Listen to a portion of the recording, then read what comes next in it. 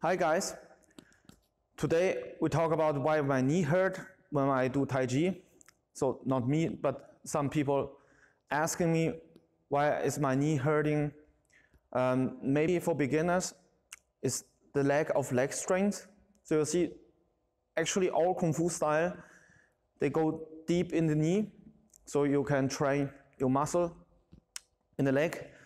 So if you're in a fight, you're not too lazy to go in a bended knee position, which gives you more flexibility in the leg, in the muscle to react. Also, if you play volleyball or any other sport, tennis or whatever, you always bend your knee. So actually that's why we train the muscle.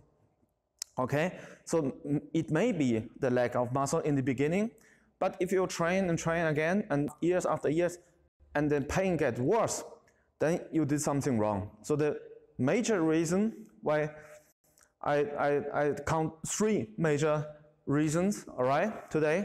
There are many more, I know, but the 3 major mistakes by beginners, why they do Tai Chi wrong, are those 3. So first one, no shifting, no turning on the heels. What does it mean? One of our basic exercise is the cloud hand, but we do it actually in the 3 circles. You can watch another video about it, all right? And then in the beginning, I only move my hand, and then I turn my upper body, and then I turn my knee. And you notice you cannot turn your knee if you do not turn on your heel. So I wear extra white socks today, you show you where the toe is pointing. You see, we cannot turn on the tip of the toe, especially not on both legs. You can turn like this, but actually this is also to land on your heel to turn on your heel, because your heel is what's supporting knee and the rest of the skeleton, not the tip of the foot.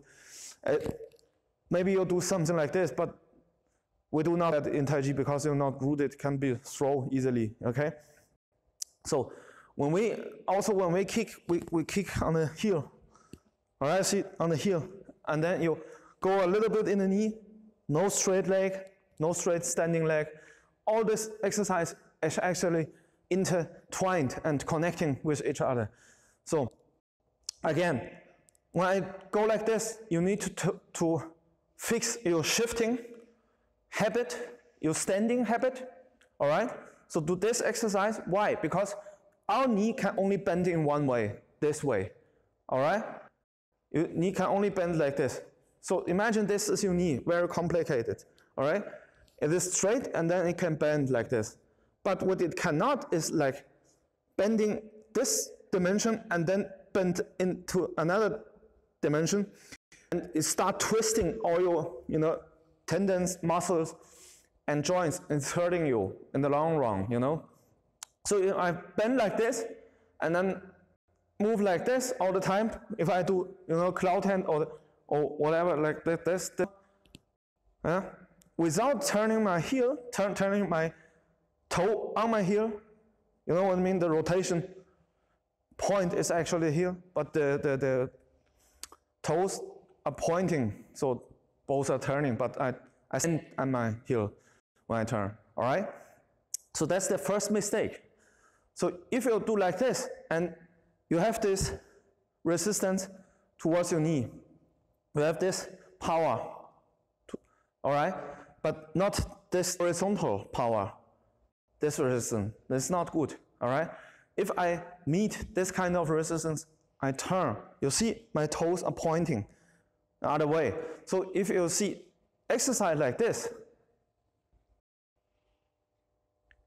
you often got distracted by the beautiful and complicated hand movements. But actually, what's really important was the leg movement, the footwork. Also in boxing, you see boxing like this, and then you see, I can do this. But boxing is body movement, framework, body movement, head movement, and footwork. So you see any martial art, also fencing, this kind of stuff is very easy for children even. The positioning is very important. So the application kinds of stuff, you know. And that's my second point, fencing. You see like this. In the European historical martial art from the German historical fencing school I learned, only bend our knee like this. But in the modern Olympia sport, athletic kind of fencing, you often see them bend like this. So that's the second major mistake. Knee over toe. All right, I'm like this is my maximum. When I'm like this is my maximum. I talk about reach, the other video about pushing hand or whatever kind of reach of my hand. This is the maximum.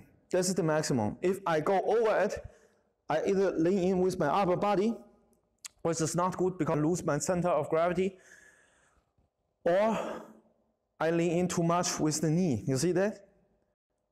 Knee over toe. This has to actually be on the line. The maximum is knee at the toe.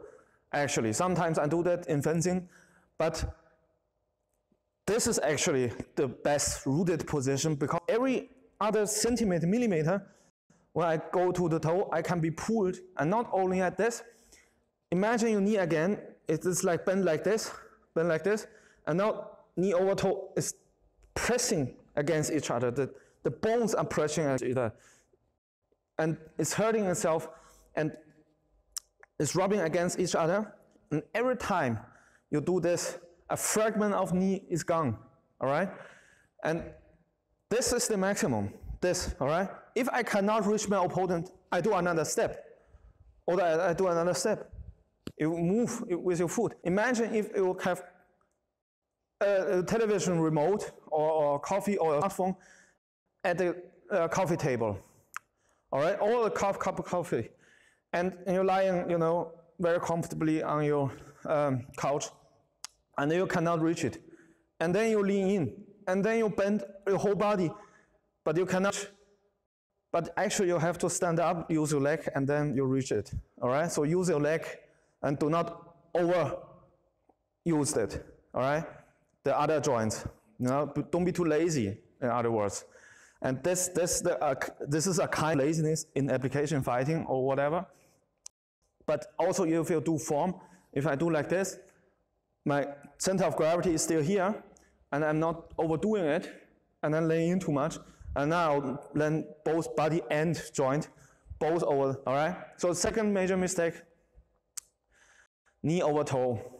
First one, do not twist it, shift, turn on heel. So the third mistake is actually experience I do not get from Tai Chi, but from Judo. So when I used to be a Judo instructor, all my instructors and other instructors I know, they all have operated knees and operated hips, and some boxers also, but not the Taekwondo masters and the Taekwondo instructors. So I asked myself why, what is the difference between training? So you see, if you have, then I went to the sport academy for the, to be an instructor, and then told us you have on every muscle opposing muscle, and actually joint works also like that too. So you actually in Judo we go very fast into this kind of position. So we go to from almost straight leg, and some bad ones they go from complete straight legs into an extreme bend position very fast. Bam, and suck. The joint is changing and pressing, all the muscles pressing against each other. And then you throw, and then this stops the motion. But actually, if you see in our kind of exercise, if you see like this knee is bent, yeah? And now it's straight again. And then it's bent, and now straight again. This is bent, this is straight. And it's very slowly. It's not like bam, and then bam again, And that can actually hurt your knee because it's too extreme, too fast. Of course, in fighting it's fast, but you don't fight every day. So if you do it for health, very important is to slowly and change the resistance. So the resistance is not only in the bent position, So you see all other old Kung Fu movements, some Kung Fu schools still does that. And it's not good, don't do it. It's not good for your health, all right? They do the mabu like really 19 degree, and they do it like whatever, 5 minutes, 10 minutes. Nobody use that, okay? You have to move and fight, not doing mabu, okay? You have other ways to train today. So it's all compressed all the time, whatever, 10 minutes, 30 minutes, but not the other way. So it's only this kind of resistance, but not the other kind. What I mean is, if you have a spring, you press it, and you have to release it again. So if you do like this, you have to do your far exercise also, you know. That's why we also not only do the bend position, but later the fast form, the fast single movement, you have to release the joint again, so they become flexible. Not to shorten them, like some, you know, fitness exercise. They always do this kind of position exercise, so the muscle is always pulling together and then become shorter and shorter, and then walk around like this. But you have to release them. And then when I do this, I'm actually pulling the joint away from each other instead of pressing each other. So you see why it's important to do stuff like this with really straight leg. So you pull your bone from the joint, you know, just imaginary, yeah? And I can do it low, not high, not like this, but it have to be straight. And that's one of the points why we shift the resistance. So now here is a lot of stress for the muscle, now it's here. So it goes from one to another spot. And not, you know, just doing stuff like this in 30 minutes. You have to change, you have to move. You have to feel the flow. That's the most important thing. Not just in Tai Chi, almost everything you do in life, every sport and every other aspect. All right? So there are more mistakes, okay? But the three major mistakes, again, your knee only bends in one way, only this way, not horizontally. So if you shift, you take away a lot of pain from your knee. If you shift correctly, work on that. Second one, do not go like this. The modern fencers go like this because they don't have enough reach sometimes, but in fencing, you are allowed to work in circle, what is not allowed in the modern fencing because they only allowed to work like this. That's why they modify that, but it's not healthy, all right?